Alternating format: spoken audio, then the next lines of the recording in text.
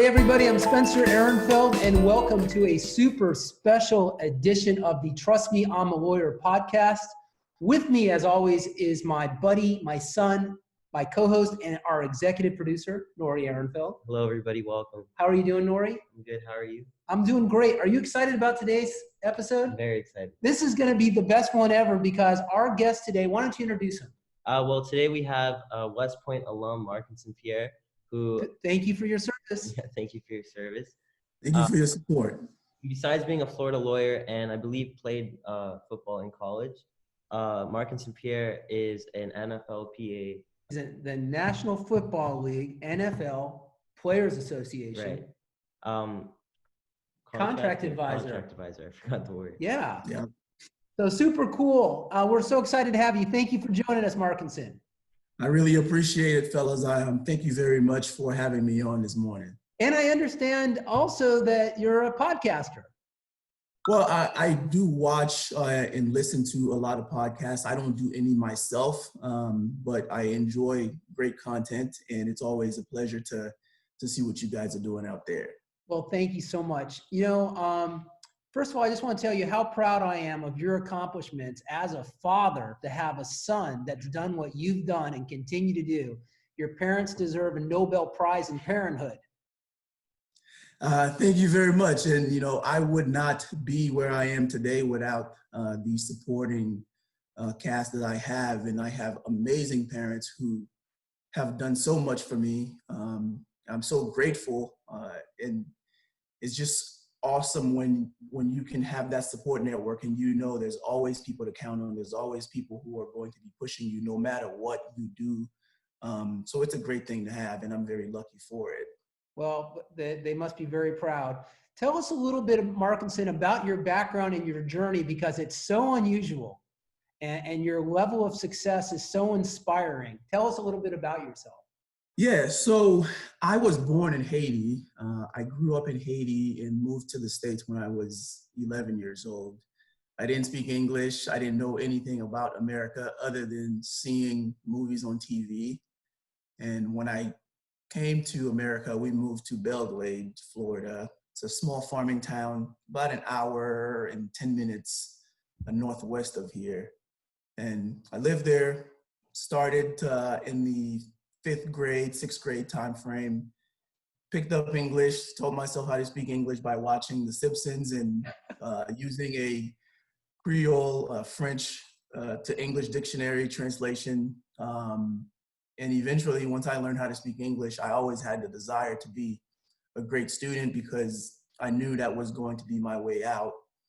And football came into the picture when I was in high school because I always played soccer growing up, coming from Haiti. Nory's a huge soccer player. I know. I saw some of the pictures on there. So someone convinced me to come out and try out for the football team. And at the time in 2000, the high school I was going to had the number 3 ranked high school football team in the country. Wow. And I was able to. That's in Belgrade? Yep, Glade Central High School. Huh. So I walked on as a freshman and became the starting kicker. And eventually I developed a love for football and decided to try my hands at playing other positions. So I got in the weight room, put on some weight and learned the game and played safety. And that eventually got me recruited. And I chose to go to West Point because this country has done a lot for me and my family. And I figured what better way to give back than to serve. So I had the opportunity. Beautiful desire that you have. And for those people out there who don't know, you can't just choose to go to West Point. That's probably the most difficult school in the world to get into. How does somebody actually get to go to West Point? So obviously you have to be a very good student. And West Point looks at the student as a whole because you're going to graduate and become an officer in the Army.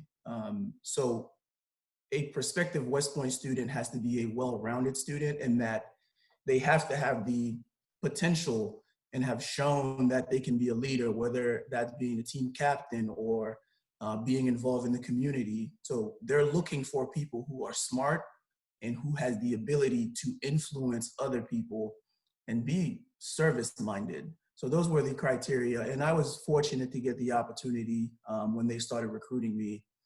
And I guess I was a good candidate. And don't you also need to get like a congressional recommendations? yes, you have to. Each congressman and senator have a set number of nominations that they can give to prospective students. And it's very competitive, I'll be honest. You go for an interview and you present yourself. Obviously, they look at your academics, they look at your service record in the community, and they make a decision based on that. And so I was very fortunate, and obviously I'm very proud to have gotten the opportunity to go to West Point.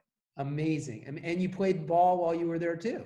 Yeah, I did. I played all 4 years as a safety.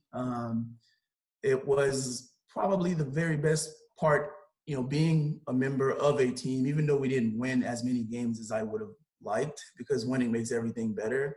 But I made a lot of great friends. My best friends to today are guys that I went to West Point with, guys that I played football with.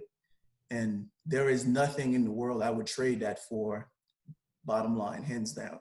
Has anyone ever transitioned from West Point or Annapolis to be an NFL player? Not directly. So right now, West Point has 2 guys playing in the National Football League in Navy as well as Air Force. I think they each have a player. Up until recently, the rule was when you graduate, you have a 5-year service commitment, whether you're an athlete or just a regular cadet who's going to school. Everybody has to serve 5 years. Recently, so if you had pro potential, you had to serve at least 2 years on active duty before you can even consider going into the professional league. And you figure for a sport as competitive as football, you take 2 years off, you're pretty much, it's very difficult to do. So President Trump and the Department of Defense recently came out with a new policy which allows student athletes from the service academies who, if they get drafted or get picked up, they are able to go directly and play professional sports. I applaud that. Having to serve those first 2 years, but they still serve in a capacity as reservists. So it's not that they're foregoing their service altogether. They're just serving a different capacity. So did you miss that window, that opportunity because of the regulation? Well, for me, I would have been in a class where I would have had to serve 2 years to be able to get an opportunity to play professional football. But to be honest, playing in the NFL was never a goal of mine, because I realized very quickly, I was very good coming out of high school. I was a decent college football player, but not everybody's going to make it as an NFL player. So I realized early on that I'm going to enjoy the game. I'm going to take the most out of it that I can. And I'm going to, use it as a stepping stone to get me to other places that I want to get to in life. So it wasn't in the cards for me, and that's perfectly fine with me. And you're still in the reserves now as a major? Yes, I am. I'm still in the reserve. I left active duty in 2015 and went to University of Alabama for law school. And I didn't want to completely cut ties with the service, because it is something that I enjoy doing, and it's done absolutely amazing things for me. And I love having that camaraderie with soldiers, other people who are like-minded. So I decided to stay in the reserve. And I recently got promoted to major, and I drill 1 week in a month, and I'm still very involved in the military. And have you ever thought about being in the Army? What they call the JAG? JAG, yeah. I gave it some consideration, but I enjoy being, a civilian attorney. The JAG Corps is the oldest law firm in the country, essentially. You know what the JAG is, Nory? Tell Nory what the JAG is. Yeah, so the judge advocate, so JAG are essentially Army attorneys, whether it's Army, Navy, Air Force. They handle all legal matters for the military. They advise the commanders, they advise soldiers. They do everything legal for the services. Remember that movie with Tom Cruise, A Few Good Men? Is that yes. You can't handle You the can't truth? handle the truth? That's the JAG. Yeah. So those were JAG attorneys trying that case. So, so now you're in private practice. Yes. What kind of work are you doing? So I do civil defense work. That's my primary job. I work for Marshall Dennehy here in Fort Lauderdale. I absolutely enjoy it. And that's my primary job. And then I also have my own sports agency that I'm getting ready to launch, Muck Sports Representation, to do NFLPA contract advisor work and represent prospective football players. Well, I just want to touch quickly. What kind of civil defense work are you doing? Because everyone that's watching this wants to hear about the NFL. Yeah, I do insurance defense. So I do premises liability, auto negligence, the whole gamut of civil defense and insurance defense work. Well, if you're ever interested in doing any plaintiff's work, please let us know, because it would be an honor to work with you on plaintiff's Thank cases. you very much. All right, so now here's the part everyone's really watching this podcast. They want to hear about the NFL, what's going on with the COVID virus, and how you're going to help players get the benefits and the contractual rights that they're entitled to. Tell us about, first of all, how does somebody become an NFL Players Association contract advisor? That's a tough thing to be. Yeah, it is so there's a test you have to take. There's a test that is administered by the NFLPA in July in DC every year. Passing rate. Bar exam, right? You got to fly up there. It is like the bar exam. Luckily for me, I had just taken the bar exam, and so I still was in the study mode. Right. But you take the test, and you find out probably 3 months after the test whether you pass or fail. There's about a 40 to 50% pass rate. And not just anyone can walk up there and take the test. You have to have certain qualifications. Yes, you do. You have to have an advanced degree. It doesn't have to be a law degree. It can be any advanced degree, but obviously because you're going to be negotiating contracts and it's heavily involved in the legal spectrum, it is a benefit to be an attorney. So once you become certified, you obviously pay the insurance and you officially get the green light from the NFLPA to be able to go out and recruit college players to sign them. Was this something on your mind like the entire time after getting your law degree and everything, like something you really wanted to do? Yeah, it is something that I thought about even before going to law school. Because of my background, having been a college football player, I have a very strong interest and I'm passionate about sports and football specifically. So when I decided to go to law school, the natural progression would be, hey, you have this background and knowledge in football, you can tie that to representing players. And I didn't pursue it initially, but when I got to my first job in Jacksonville with a law firm up there, they decided they wanted to open a sports and entertainment department. And they approached me and asked if I was interested in getting certified. And I said, this is the opportunity I'd been waiting on. And I jumped on it and haven't looked back since. Well, do you ever watch that HBO show Ballers? I do. Yeah. I haven't seen it in a while, but I've watched it. Are those guys supposed to be NFLPA type of contract representatives, or what are those guys doing? Well, so you have everyone thinks that if someone is talking to a player, if someone is approaching a player in terms of representation, they're an agent. That's not necessarily the case, because you have the actual agents, then you have people who work with an agency in some kind of capacity. It can be as a runner, it can be as a marketing person. But when it comes down to it, the person or the people who are able to actually negotiate a contract with a team on behalf of a player, that has to be a certified agent.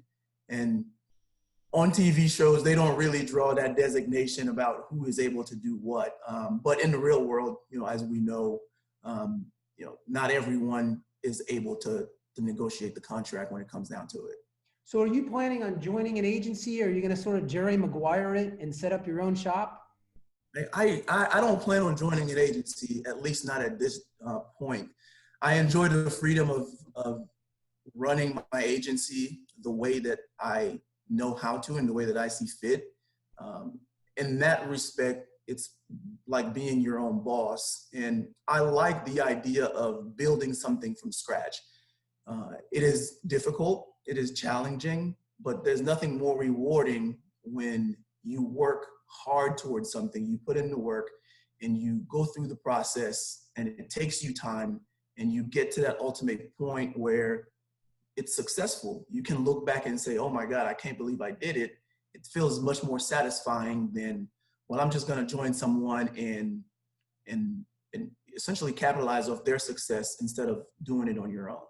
I can tell you, brother, that I've run my own law firm since day one, going on 30 years now. And That's amazing. Still, it's amazing. First of all, no one would hire me, but if they had hired me, maybe I would have taken that job.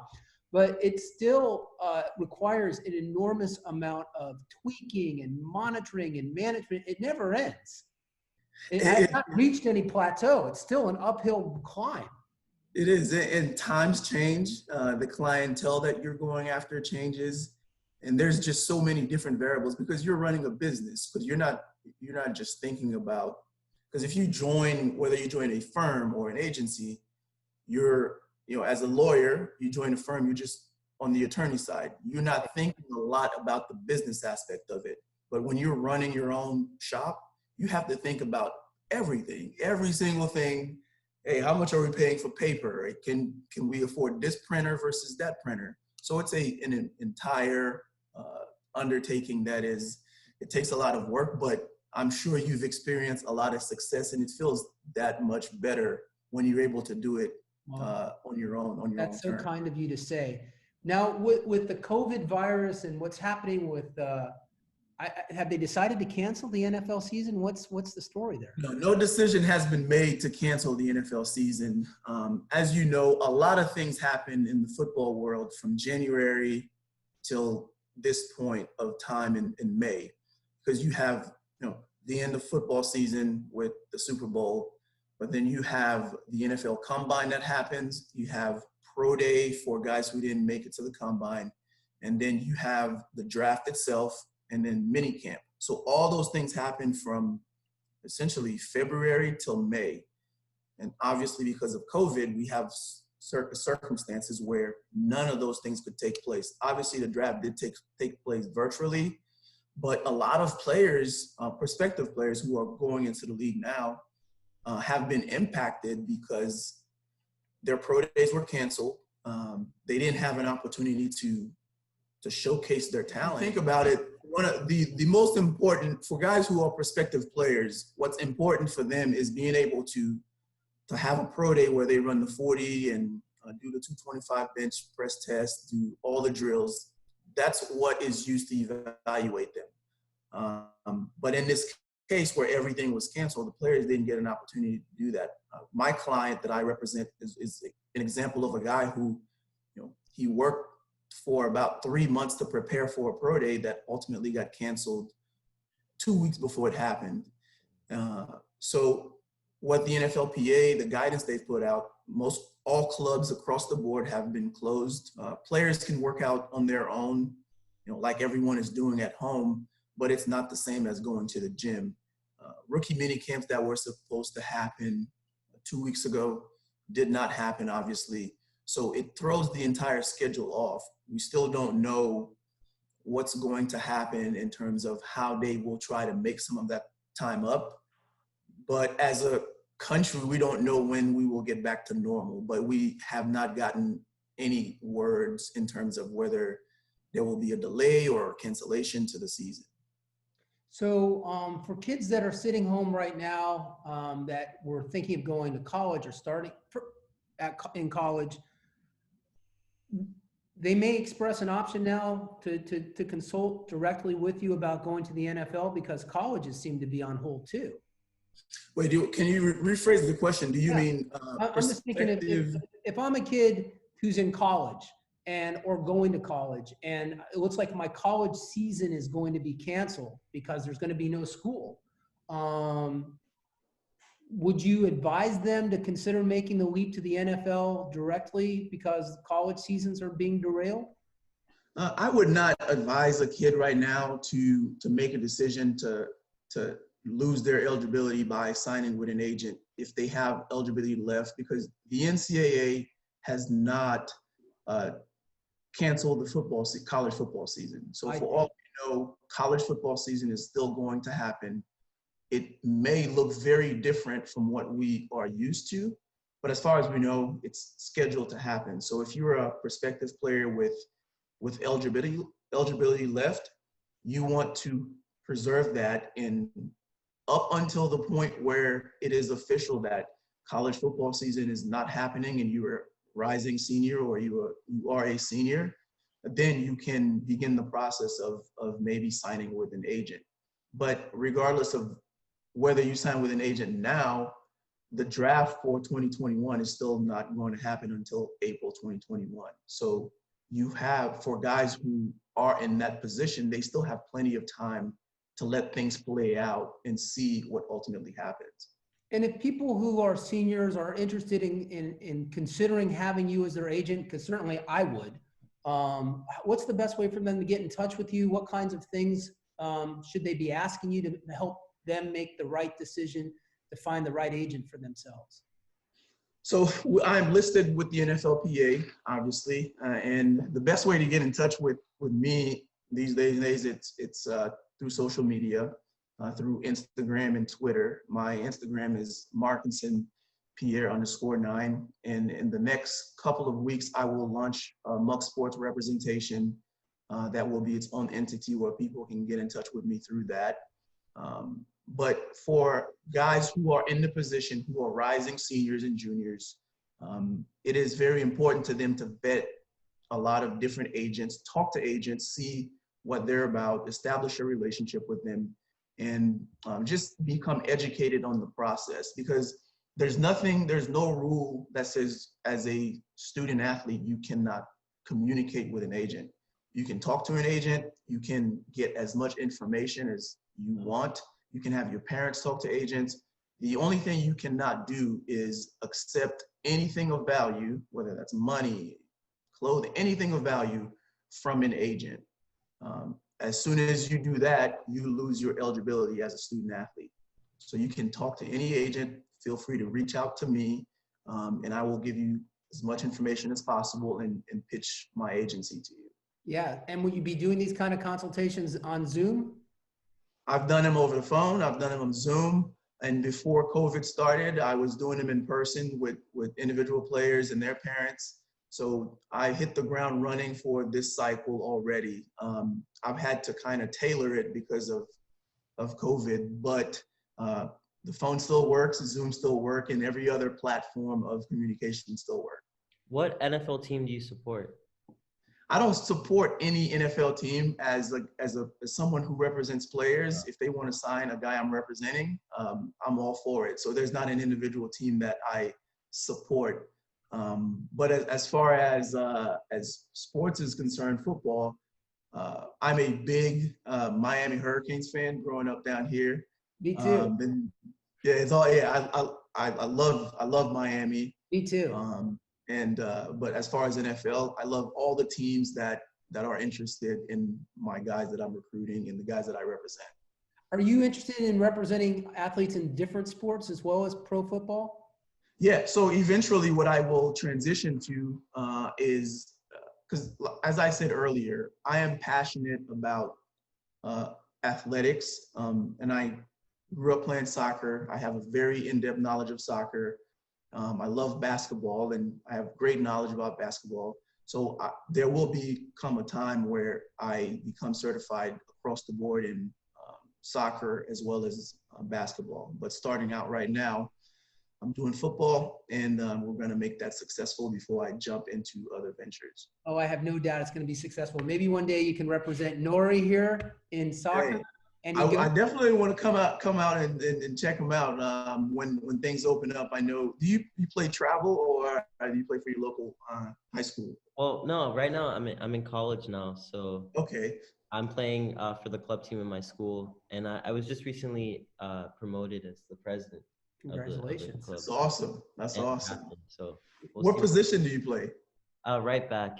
Right back. I was a defender also. I played sweeper, stopper, all the defensive positions. I didn't really find any value in playing any midfield or forward. Those guys can get the glory, and we'll make sure we keep the score to 0. Defense is always more fun for me. Yeah. He goes to Florida Gulf Coast University, which has a very well-respected basketball team. It would be nice when all this is over, Nory, maybe you could host Markenson to come and make a presentation or something at FGCU. For sure, yeah. I'll speak with this. I would love to. I would definitely love to. Yeah, we'll drive out together, you and me. We'll do a road trip. And All I don't right. know if my school has an official like NCAA football team or anything like that. I don't think it yet. does. But I think eventually it will. I think it's because it has a strong club team, and I think they're starting to make a football team. So once that happens, I'll re-invite him. Yeah, or you could create a sports agency club. Yeah. And that's the wonderful thing about being somewhere where something does not exist. You have the ability to create it and shape it for people who are coming behind you.